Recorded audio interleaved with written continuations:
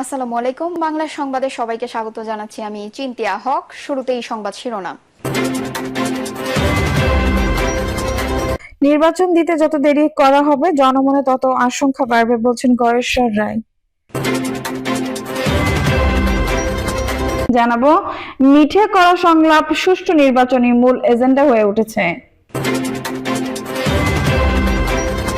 সৈয়দ আশরাফের ৩ জানাজা নিয়ে বিরক্ত শেখ হাসিনা কাদেরকে ধমক দিয়ে যা বলেন। এবং সর্বশেষ জানাবো, নারায়ণগঞ্জের চারতলা বাড়ি দখল নিলেন বিএনপি নেতা। দর্শক শুনছিলেন সংবাদ শিরোনাম, এখন বিস্তারিত। নির্বাচন দিতে যত দেরি করা হবে জনমনে তত আশঙ্কা বাড়বে বলছেন গয়েশ্বর রায়।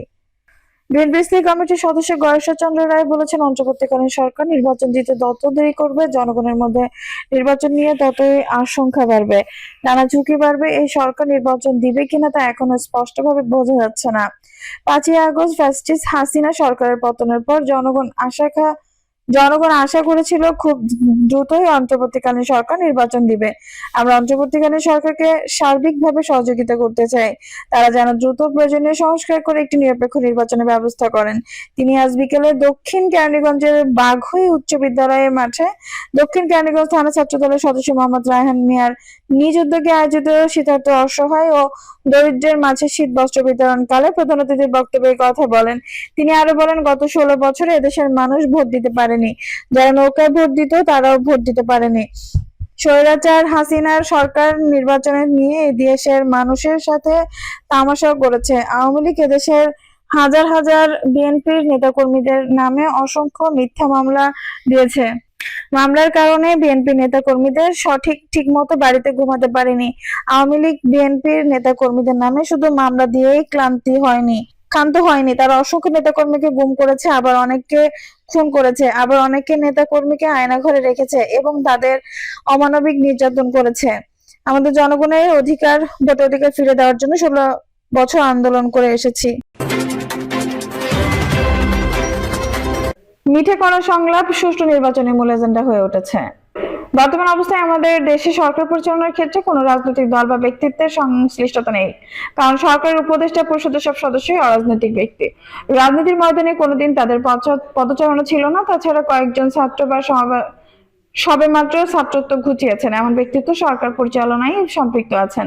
এই অবস্থায় বর্তমান অন্তর্বর্তীকালীন সরকার কর্মপদ্ধতিও কিছুটা ব্যতিক্রমধর্মী বলে মনে হচ্ছে। জুলাই আগস্ট আন্দোলনের ফসল হিসেবে ক্ষমতা গ্রহণের পর এই 5 মাসে সরকার যেসব সিদ্ধান্ত নিয়েছে বা সংস্কার কার্যক্রমে যে পথে তারা অগ্রসর হয়েছে, তাদের বিশেষ কোনো রাজনৈতিক নীতি বা কমিটমেন্ট অনুসরণ করা হয়েছে বলে মনে হয় না।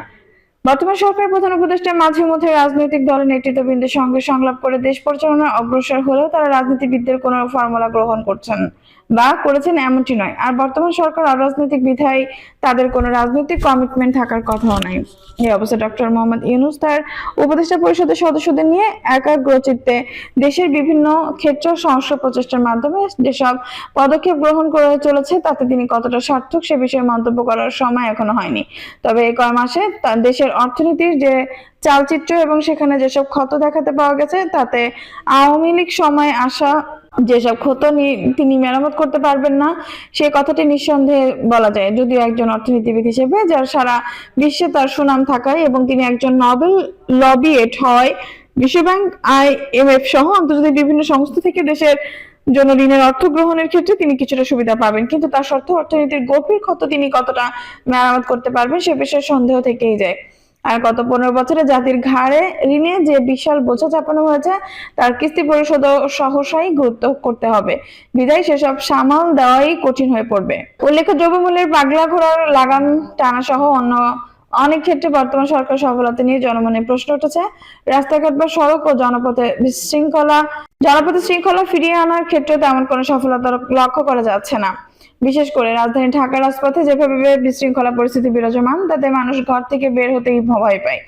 আর এক্ষেত্রে পুলিশের নিষ্ক্রিয়তাও চোখে পড়ার মতো। তাছাড়া দেশের অর্থনীতির অন্যতম নিয়ামক ক্ষেত্রে পুঁজিবাজার নিয়ে বর্তমান সরকারের প্রতি বিনিয়োগকারীদের যে আশা ছিল তা পূরণে অন্তর্বর্তীকালীন সরকার তেমন কোনো সাফল্য দেখাতে পারেনি, বরং পুঁজিবাজার নিয়ে অর্থ উপদেষ্টার বক্তব্য বডি ল্যাঙ্গুয়েজ নেতিবাচক হওয়ার পুঁজিবাজার এর প্রভাব পড়েছে বলে মনে হয়। অথচ বলা হচ্ছিল যে স্বৈরাচার বিদায় নিলে পুঁজিবাজারে সুবাতাস বইবে।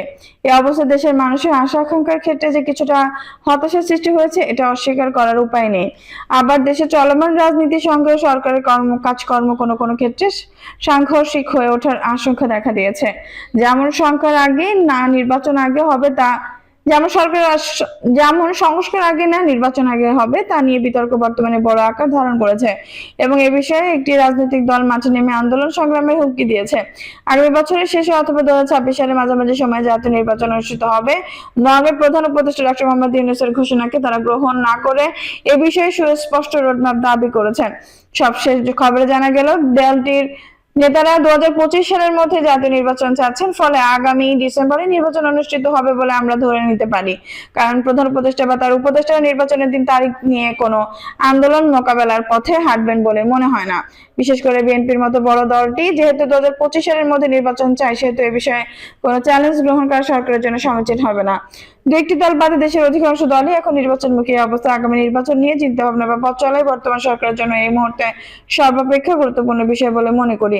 আর সেই সঙ্গে এই কথাটিও বলে রাখতে চাই, আগামী নির্বাচনে যাতে ক্লিন ইমেজধারী তথা সৎ ত্যাগী জনদরদী সুশিক্ষিত মেধাবী শ্রেণীর ব্যক্তিরা নির্বাচিত হয়ে আসতে পারে, এখন থেকেই সে বিষয়ে সংশ্লিষ্ট সবার একযোগে কাজ করা উচিত। বিশেষ করে নির্বাচন কমিশনের ঘুরে দাঁড়ানোর বিষয়টি এক্ষেত্রে অত্যন্ত গুরুত্বপূর্ণ।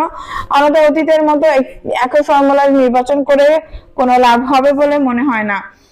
জনপ্রতিনিধির নামে দেশের মানুষ যে লাউ সেই কদুই পাবে, কারণ নির্বাচনের সময় যদি সাধারণ নিরীহ মানুষ, বিশেষ করে দরিদ্র শ্রেণীর মানুষের ভোট কেনাবেচা করা সম্ভব হয় বা ভয়ভীতি দেখিয়ে ভোট আদায় করা সম্ভব হয়, সেক্ষেত্রে শতবার এমন নির্বাচন করলে মূল সমস্যার কোনো সমাধান হবে না। একজন কালো টাকার মালিক টাকার বস্তা নিয়ে নির্বাচনী ময়দানে নামতে পারলে বা বড় বড় ধনাঢ্য মতলববাজ ব্যক্তি বস্তা ভর্তি টাকা নিয়ে নির্বাচনী প্রার্থী হতে পারলে নির্বাচিত হয়ে তারা সুদাসীলে তাদের সেসব টাকা উসুল করে নেবেন।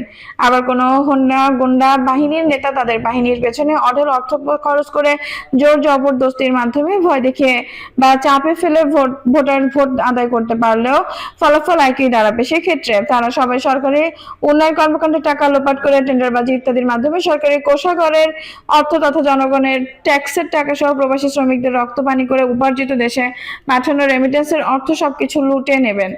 আর সে অবস্থায় রাজনীতির ক্ষেত্রে অতীত আর ভবিষ্যতের তফাৎ বলতে কিছু থাকবে না। সুতরাং রাজনৈতিক দলগুলোকে শুধু নির্বাচন চাইলেই হবে না, ইতিমধ্যে তারা তাদের নিজ নিজ দলের মধ্যে কতটুকু শুদ্ধি অভিযান চালিয়েছেন বা চালাতে পেরেছেন এবং সেসব বিষয়ে হোমওয়ার্ক করে ভালো কোনো কিছু বের করতে পেরেছেন কিনা সে বিষয়টিও এখন একটি বড় প্রশ্ন। অন্যথায় নতুন বোতলে পুরোনো মদ ভরার মতো অতীতের সব মার্কা মারা ব্যক্তিদের হাতে টিকিট ধরিয়ে দিলে নির্বাচনের পর তারা কি করেন বা করবেন দেশের মানুষ কিন্তু বারবার তার প্রমাণ পেয়েছেন। আর এসব তিক্ত অভিজ্ঞতার কারণে ভুক্তভোগী হিসেবে সাধারণ মানুষের অধিকাংশ এখন এক ধরনের রাজনীতি বিমুখ। সুতরাং রাজনীতিকে বারবার লুটেরাদের হাতে, রাজনৈতিক ব্যবসায়ীদের হাতে রাজনীতি করেও খাওয়া লোকেদের হাতে ছেড়ে দিয়ে রাজনৈতিক অঙ্গনকে কলুষিত করে ফেলার দিন যে শেষ, সে কথাটি মাথায় না রেখে রাজনৈতিক দলগুলো যদি আবারও পুরনো কায়দায় গোলমাল আলীদের হাতে রাজনীতি ছেড়ে দিয়ে নির্বাচনের দিন ভোট চুরি, ভোট ডাকাতি ইত্যাদি পারদর্শীদের মাঠে নামান, তাহলে সেসব ঘটনাও কিন্তু তাদের জন্য বুমেরিং হয়ে দাঁড়াবে।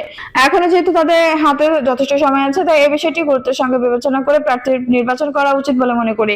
কারণ সবারই মনে রাখা প্রয়োজন 1/11 জুলাই আগস্ট বিপ্লব ইত্যাদি ঘটনা কিন্তু রাজনীতিবিদদের অতি লোভ অপরিণামদর্শিতার কারণেই ঘটেছে। 18 কোটি মানুষের এদেশে যেহেতু গুন্ডা বাহিনীর ধারক বাহক ছাড়াও অনেকে রাজনীতিবিদ আছেন, সুশিক্ষিত জনদরদী ব্যক্তি আছেন, লুটপাট সন্ত্রাস ইত্যাদির ধারের কাছে নেই এমন প্রচুর ব্যক্তিও রাজনীতি করেন। তাই এখনই কিন্তু তাদের রাজনীতির সামনের কাতারে আনার সময়। আবার এমন অনেক জ্ঞানী গুণী সভ্যভদ্র পরোপকারী ব্যক্তি আছেন যারা রাজনীতিকে মারামারি কাটাকাটির কলুষিত একটি অঙ্গন দেখে সাইড লাইনে বসে থাকেন। সুতরাং তাদেরও বোধহয় রাজনীতি করতে দেওয়ার একটা সময়ও সুযোগ এসেছে রাজনৈতিক দলগুলোকে এসব বিষয়ে ভেবে দেখে এবারে সামনের দিকে পা ফেলতে হবে।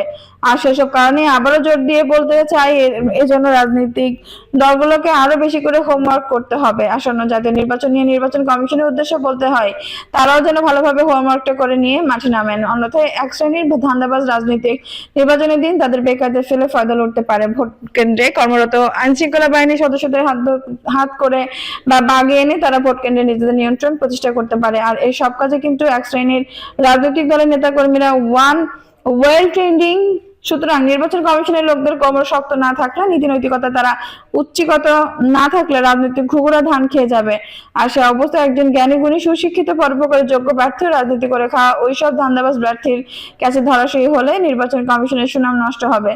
নির্বাচন পরিচালনাকারী সব শ্রেণীর কর্মকর্তা কর্মচারী উপযুক্ত ট্রেনিং গ্রহণ সহ নতুন একটি শপথে উদ্দীপ্ত হয়ে মাঠে নামতে পারলে শুধু তখনই তারা সফল হতে পারবেন। সেই সঙ্গে ভোটারদের, বিশেষ করে নিরীহ, অসহায়, দরিদ্র এবং অশিক্ষিত ভোটারদের স্বশিক্ষিত করার জন্য একটি প্রোগ্রাম গ্রহণ করা যেতে পারে। রেডিও টেলিভিশনের ক্যাম্পেইনের মাধ্যমে তাদের সচেতন করা যেতে পারে। মোট কথা, সামনে জাতীয় নির্বাচনে যাতে কোনো অশুভ শক্তি কোনো প্রকার প্রভাব বিস্তার করতে না পারে বা কোনো ফায়দা লুটতে না পারে, সেজন্য নির্বাচন কমিশনকেও শক্তিশালী ভূমিকা অবতীর্ণ হতে হবে। অন্যথায় কোনো দুষ্ট চক্র বা দুষ্ট লোকের কাছে অপেক্ষাকৃত একজন ভালো যোগ্য ব্যক্তি নির্বাচনে কারচুপির কারণে পরিচিত হলে নির্বাচনের প্রতি মানুষের শেষ আস্থাটুকু নষ্ট হয়ে যাবে। আমাদের মনে রাখতে হবে, একটি দেশ ও জাতির জন্য প্রতিটি নির্বাচনই অত্যন্ত গুরুত্বপূর্ণ একটি বিষয় হলে বর্তমান অবস্থায় আমাদের দেশ ও জাতির জন্য আসন্ন নির্বাচনটি আরো বেশি গুরুত্বপূর্ণ, আরো বেশি তাৎপর্যপূর্ণ, আরো বেশি মর্যাদাপূর্ণ। আশা করি রাজনৈতিক দলগুলো এবং নির্বাচন কমিশন সে মর্যাদা রাখতে পারবে।